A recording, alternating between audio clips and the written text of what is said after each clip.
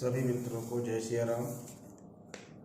आज का श्री रामचरितमानस पाठ आरंभ कर रहे हैं। सभी को जय सिया राम। पिता भवन उत्सव परम, जो प्रभु आयसु होई, तो मैं जाऊं कृपायतन, सादर देखन सोई। देवी पूजी पद कमल तुम्हारे, सुर नर मुनि सब होई सुखारे।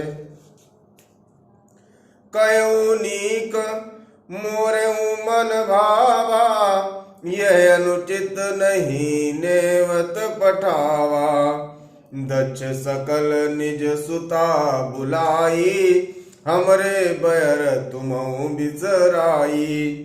ब्रह्म सभा हम सन दुख माना, ते अजऊ करई अपमाना।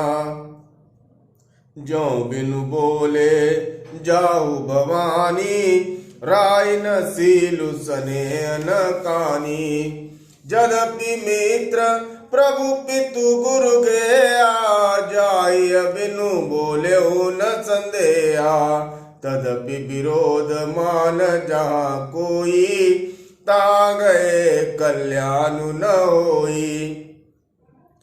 भांति अनेक शंभु समुझावा, भावी बसन ज्ञानु उर आवा। का प्रभु जाऊ जो भी नहीं बुलाए, नहीं भली बात हमारे भाए। देवी पूजी पद कमल तुम्हारे, सुर नर मुनि सब होई सुखारे।